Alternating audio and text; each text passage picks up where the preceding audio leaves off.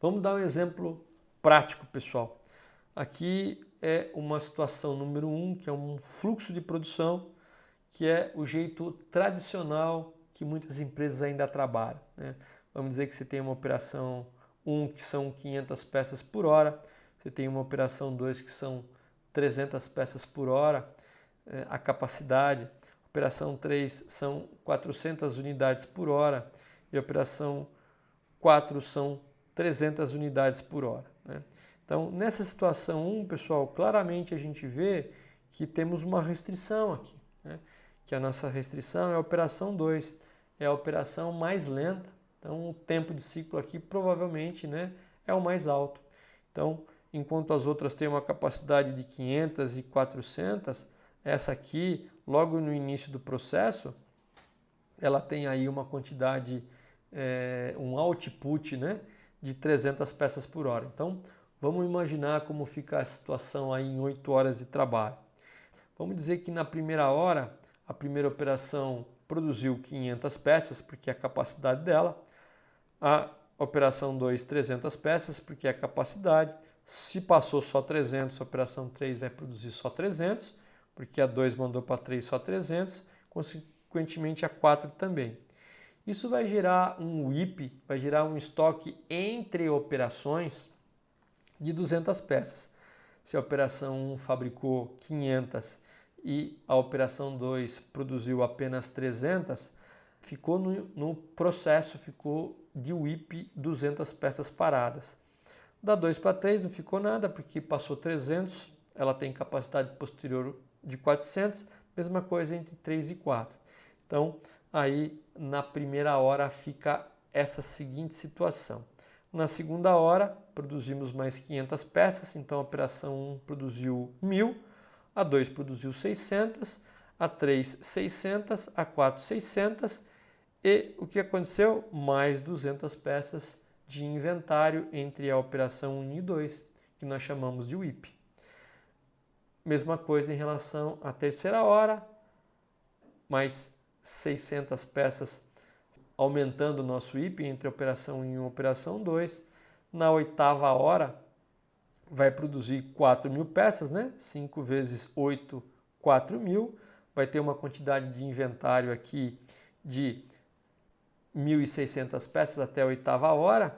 E a gente produziu aí no final da linha 2.400 peças. Então, nessa situação, em um turno, nós produzimos 2.600 peças e ficamos 1.600 peças paradas aí no WIP. Isso, quando eu divido 1.600 peças pela minha restrição, que são 300 peças por hora, então eu tenho 5,3 horas parado no meu processo. Basicamente, como 90% desse tempo é fila, então basicamente 90% de 5,3 horas é o seu lead time, né? Então, para você ter uma ideia do que muitas vezes quando a gente trabalha com a síndrome de eficiência, eu não estou nem aí. As minhas máquinas não podem parar. O que aconteceu? Saíram 2.400 peças, mas eu acabei aqui trabalhando com uma quantidade de inventário muito maior que a capacidade da segunda operação e não está agregando nenhum valor. As peças estão paradas, né? Esse é o sistema tradicional de produção. Vamos ver agora um sistema diferente baseado na teoria das restrições.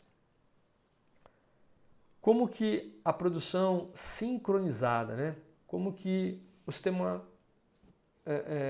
a teoria das restrições, ele chama esse sistema, ele chama de produção sincronizada. Por quê?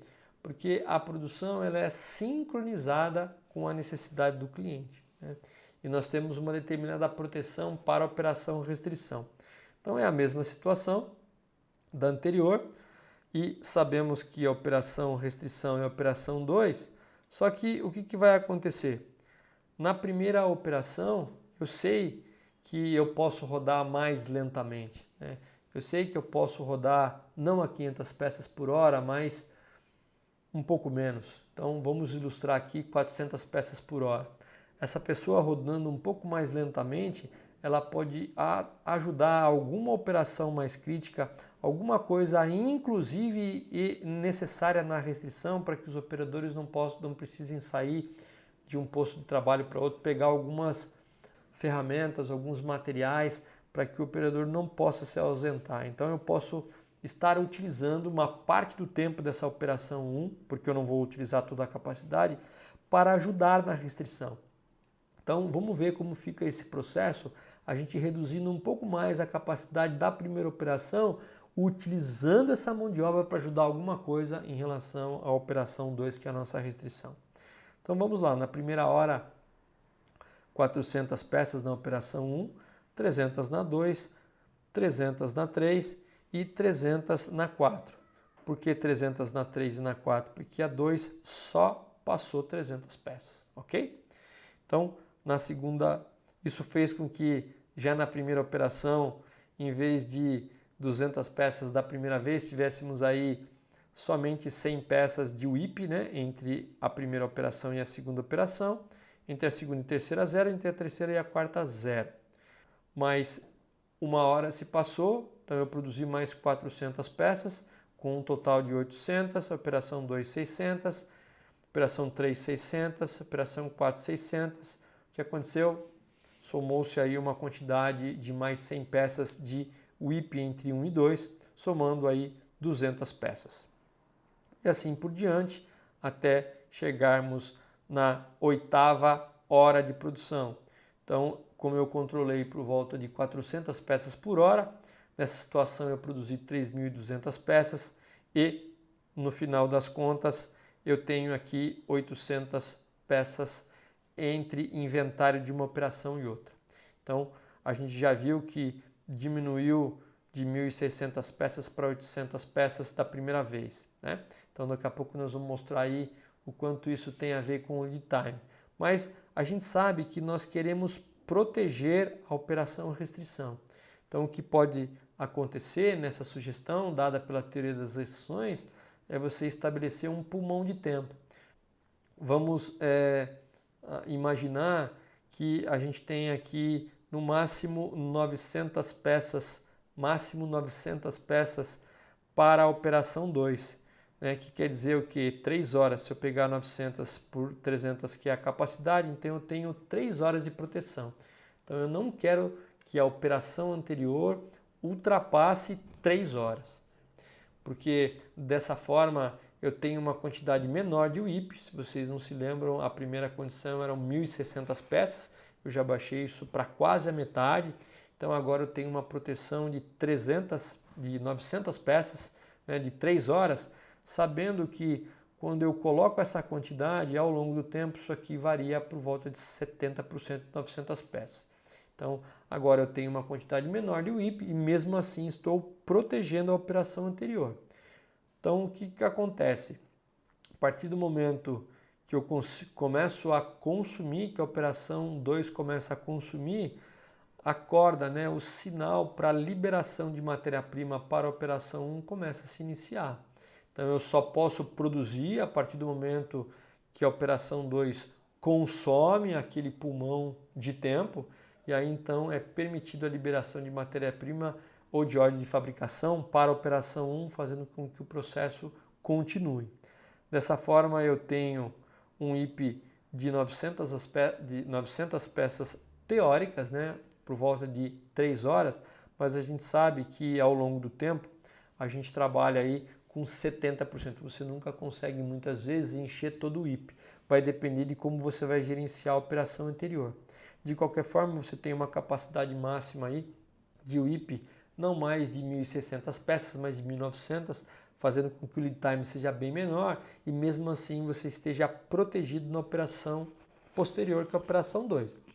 A partir do momento que você vai implementando algumas ferramentas e vai melhorando não só a operação restrição para melhorar a capacidade, mas também reduzindo a variabilidade da operação número 1, dela quebrar menos, de faltar menos materiais da operação 1 para a operação 2, você pode estar abaixando esse pulmão de tempo para que a resposta seja mais rápida ainda.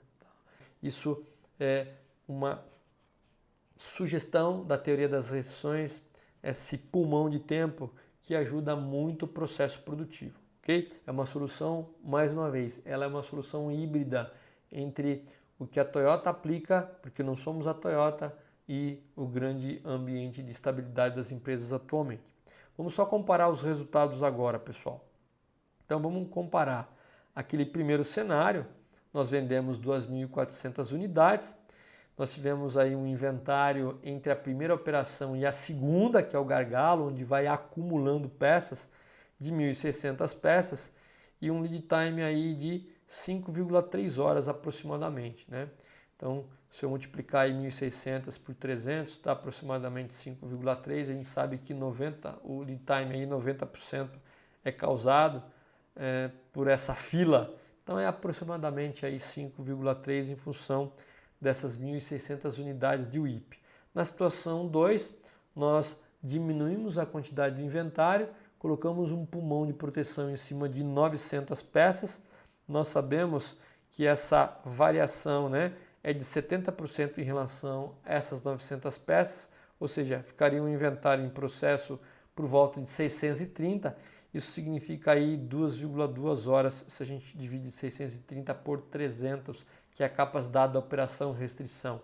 Isso faz com que a gente tenha aí, com esse sincronismo da produção, menos 56,4% em relação ao lead time. Então, o que é a grande sacada da teoria das restrições? Você não baixa o seu fluxo de uma peça, porque isso ainda é perigoso, porque nós não temos ainda um sistema robusto da operação anterior, então a gente pode parar muito a operação gargalo, que você nunca mais recupera. Então você protege com uma certa quantidade de inventário, ainda bem menor em relação à quantidade atual de lead time, que você pode fazer aí algumas tentativas, e aí então você mantém toda a tua restrição trabalhando o tempo inteiro, né, com um fluxo constante e agora com lead time menor. Isso faz com que você acelere o fluxo produtivo. Então essa é alguma saída bem interessante proposta pela teoria das restrições.